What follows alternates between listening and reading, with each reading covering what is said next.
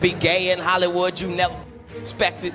They be having these big mansion parties, and the mansion party, the whole mansion is a party, and then it's a separate party in the little rooms. I ain't been famous that goddamn long. I'm excited in a mother to be at the mansion party. You be looking in all the goddamn rooms, and you around and look in the wrong room. And all of these big dick deviants is all catching hell in 2024. It's up for all of them. It don't matter if you Diddy or whoever you is, TG Jakes, any of them. All lies will be exposed. That's all. And anyone who takes that the wrong way know why they take it the wrong. You and I were going through a very difficult time. Yeah. And we decided. I was done with your ass. Yeah, you kicked me to the curb. I was done with you. Yeah. Marriages have that, though. Marriages have that. Yeah, we basically, we broke up. And then what did you do, Jada? Well, you know, I think from there, you know, as time went on, I got into a different kind of entanglement. Katt Williams just cracked the door wide open again, and this time it didn't sound like comedy at all. It sounded like a warning shot. For years, people laughed off Katt's rants as jokes, wild stories, or him just talking reckless. But now folks are circling back and realizing he might have been telling the truth the whole time. After the internet exploded over his comments about Diddy's secret parties, Katt didn't slow down. He doubled back and pointed the spotlight somewhere nobody expected, straight at Will Smith. According to Katt, the energy behind Hollywood's elite circles runs way deeper than red carpets and award speeches, and what really goes down happens far away from cameras, handlers, and publicists. He made it clear he wasn't guessing either. He spoke like someone who's seen things firsthand, someone who's been in rooms most entertainers only hear whispers about. Katt claims these weren't just innocent gatherings or industry mixers, but exclusive invite-only spaces where power, pressure, and influence ruled everything. He described them as environments where careers could be lifted overnight or quietly erased depending on how someone played their role. And when he mentioned Will Smith, the internet froze for a second because that name doesn't usually come up in scandal talk like that. Will has always been marketed as clean-cut, family-first, untouchable royalty. I actually sat down with Will and had a conversation due to the transformation from their marriage to life partnership that they've spoken on several times, and it, you know, not involving romanticism. He gave me his blessing, and I totally gave myself to that relationship for years of my life, you know, and I truly and really, really deeply loved and have a ton of love for her. My God. What you talking about? What? So, but you know, Philly's a very dangerous place, always been a very dangerous place. So that day it was 6 people in the studio. It was me and I who actually hosted the show. It was the gangster and his friend, and it was Will and Charlie who ended up coming to the studio. And a guy that I call Charlie the Rat Mac now, but I'll get into that later. But Katt suggested that image might only be half the story. He hinted that behind closed doors, there were circles where certain behavior was expected, and refusing to participate could cost you everything. What really shook people wasn't just the accusation, it was how calm Katt sounded saying it. No punchlines, no exaggeration, no laughing it off. He spoke like someone tired of watching the same name stay protected while others take the fall. Katt implied that some comedians, actors, and rappers were pulled into these environments early in their careers, told to stay quiet, and rewarded for loyalty. And when he said rappers were involved too, social media went into full detective mode. Fans started lining up timelines, old interviews, awkward award show moments, and industry friendships that suddenly didn't look so random anymore. Katt didn't drop a neat list of names, but he didn't have to. The way he framed it made people think about who had sudden industry boosts, who stayed silent during major scandals, and who always seemed shielded no matter what rumors floated around. He talked about freak-off energy without being graphic, making it clear he was talking about control, not just parties. You called her a dope fiend. Yeah, I called her bald-headed dope fiend, without question. I told her she better sue me because she said to TMZ when they asked her when she left the Breakfast Club, yes, she looked, they was like, well, what do you got to say? And she was like, we're suing! And I was just like, okay. Right. That's been about 2 years. Yeah, and we haven't gotten a lawsuit yet. 2 hours. Okay. And I said some pretty what some people may think to be outrageous things, but I knew them to be true and had the evidence to be, to show that it was true. So from that, that's when Jada responded out of anger, not out of knowledge, wisdom, and understanding. Because for her to be a global iconic superstar, you rushed to the Breakfast Club to say, number one, that I extorted you, there was a money shakedown. You said you didn't have all the facts. So that puts you in legal jeopardy right now. You said all the facts will come out. None of the facts came out. You said I extorted you. You said there's a money shakedown. You said a lot of things about me to get other networks or other podcasters or bloggers scared for me to come on because they think they're gonna be sued. Well, Tasha wasn't sued and I wasn't sued. So you got 2 weeks to issue an apology because me and Will's situation were about business. And I want you to sue. If not, Jada, I'ma sue you. I'ma sue you because you know that you're a liar and you know that the things that you said were untrue. According to him, these spaces weren't about fun. They were about leverage, about knowing who owed who could be embarrassed, and who could be silenced. The craziest part is how this lines up with old clips people ignored for years.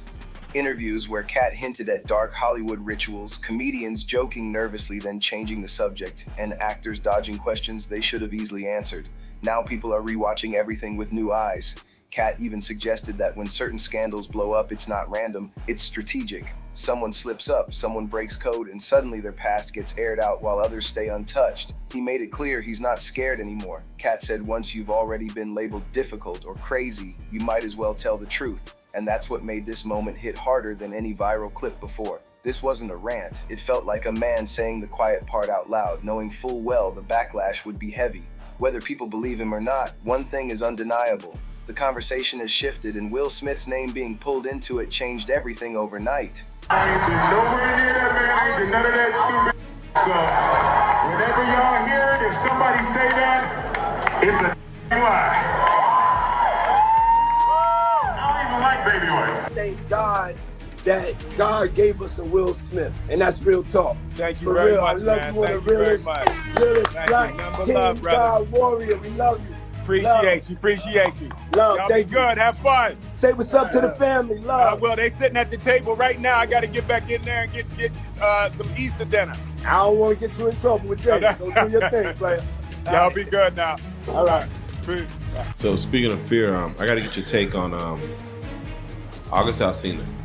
What about? He goes on, podcast with Nick Cannon and a few others, and he admits, after of course coming out with his, situationship or entanglement with Jada Pinkett, he admits that he now is God has shown him the love of a man.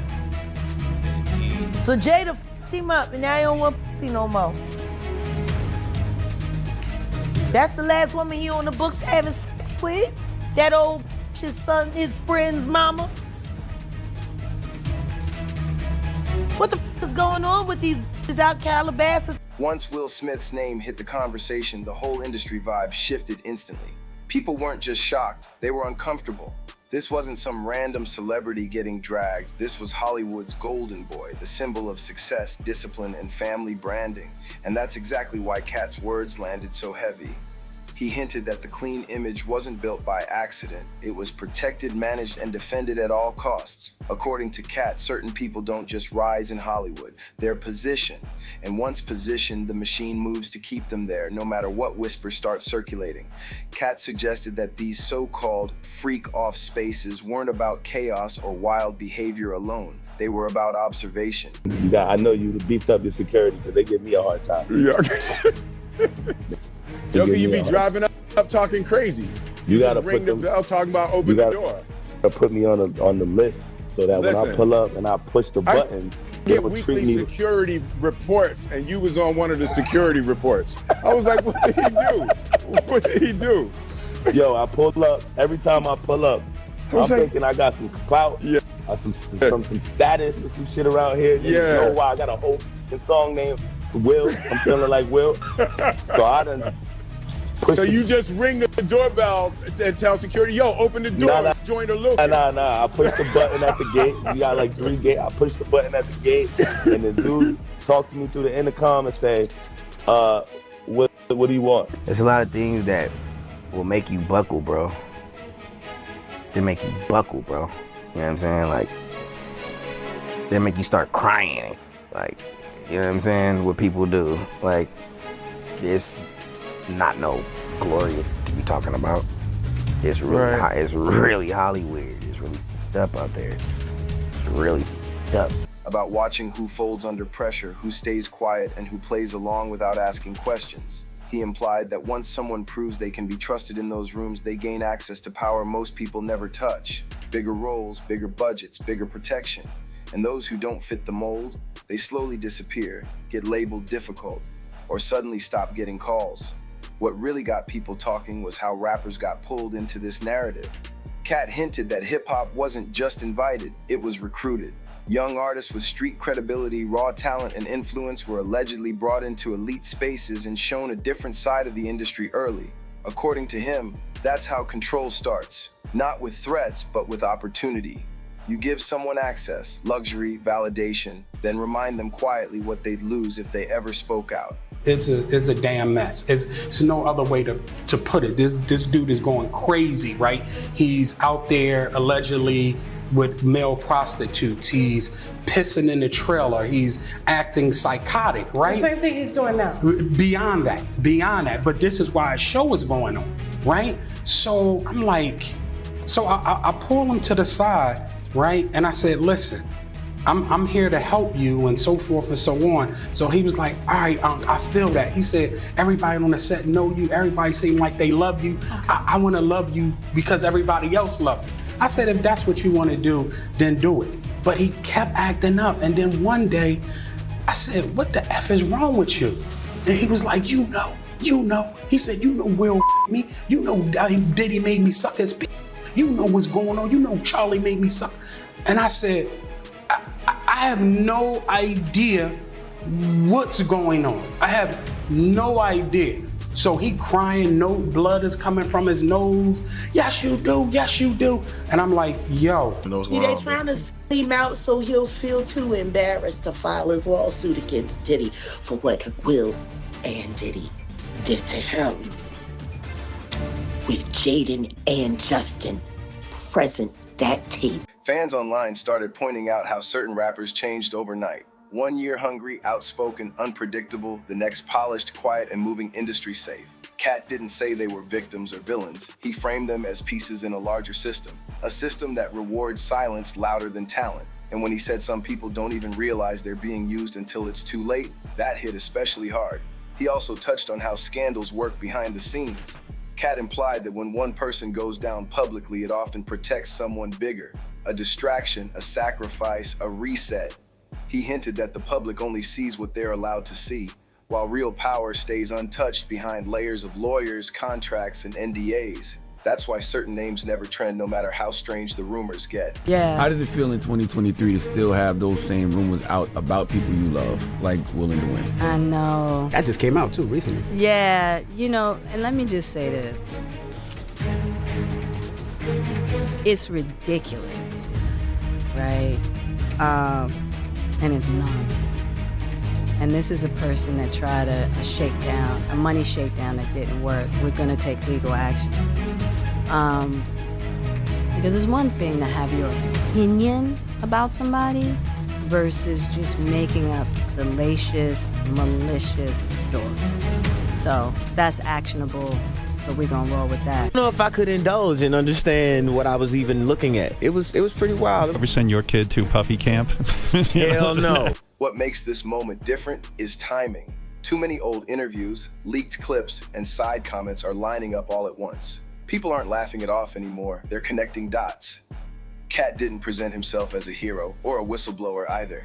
He spoke like someone who's accepted the cost of telling the truth and decided silence wasn't worth it anymore. He made it clear that he's not asking anyone to blindly believe him. He's telling people to watch patterns, not headlines. Justin, you ever seen the movie 48 Hours? Right now, he's having 48 hours with Diddy, him and his boy. they're having the times of their lives, like you know, where we hanging out and what we doing. We can't really disclose, but it's definitely a 15-year-old's dream. You know, I have been given custody of him. You know, he signed to Usher.